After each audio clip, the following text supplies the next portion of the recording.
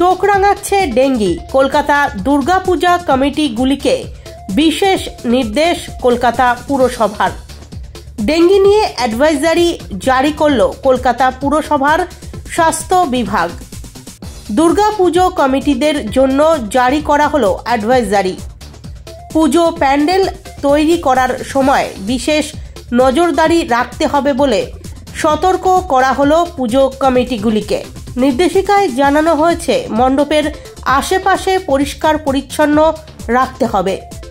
জমা জল থেকে ডেঙ্গি বাহক মশা জন্মাতে পারে, তাই যাতে মণ্ডপের আশেপাশে জল না জমে তার জন্য নজরদারি চালানোর নির্দেশ দেওয়া হয়েছে পুজো উদ্যোক্তাদের। বিশেষ করে মণ্ডপ তৈরির সময় সবাইকে সতর্ক থাকতে হবে। এ বিষয়ে আজ বিকেল 5টা নাগাদ কলকাতায় ডেপুটি মেয়র ও মেয়র পরিষদ স্বাস্থ্য অতীন ঘোষ সংবাদ মাধ্যমের মুখোমুখি হয়ে জানালেন, শহর জুড়ে অসংখ্য টেম্পোরারি স্ট্রাকচার, বাস স্ট্রাকচারের প্যান্ডেল গড়ে উঠেছে। শহরের আনাচে কানাচে পার্ক থেকে শুরু করে রাস্তায় গড়ে উঠেছে। প্রায় কলকাতা শহরে 2500 পুজো হয়। 2500 পুজোর মধ্যে প্রায় 90% পুজোই কলকাতার রাস্তাকে ঘিরে হয়।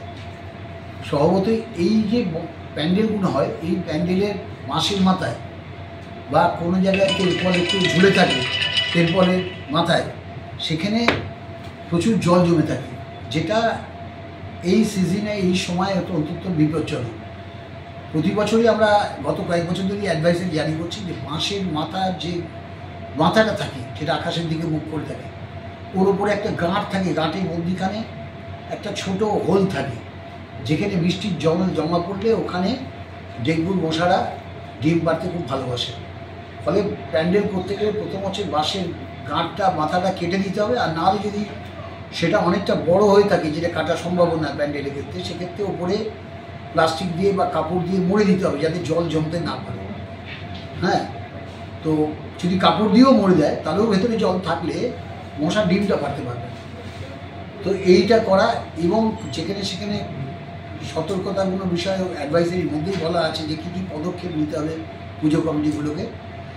শুধু তাই নয়, আমরা আমাদের ডিপার্টমেন্ট এখন থেকে প্রত্যেকটা প্যান্ডেল ভিজিট করবে।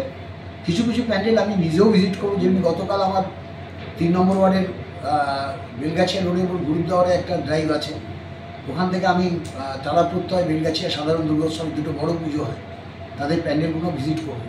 সেখানে লক্ষ্য করে দেখবো যে তারা পুজো কমিটিগুলো কী কী ব্যবস্থা নিচ্ছে, এবং পুরো কমিটিগুলো যদি সঠিক ব্যবস্থা না নেয় তাদের সে সতর্কবার্তার নোটিশও আমরা দেবো।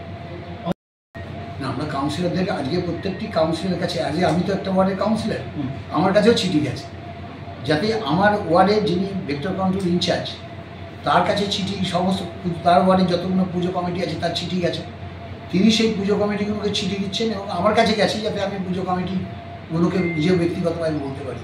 ন্যাচারালি আমি সব কাউন্সিলরদেরও অনুরোধ করছি যে তারাও ব্যক্তিগতভাবে এটা সরেজমিন তদন্ত করে দেখবেন যে পুজো কমিটিগুলো ভেক্টর কন্ট্রোল ডিপার্টমেন্ট বা হেলথ ডিপার্টমেন্টের যে অ্যাডভাইজারি সেটাকে ফলো করছে।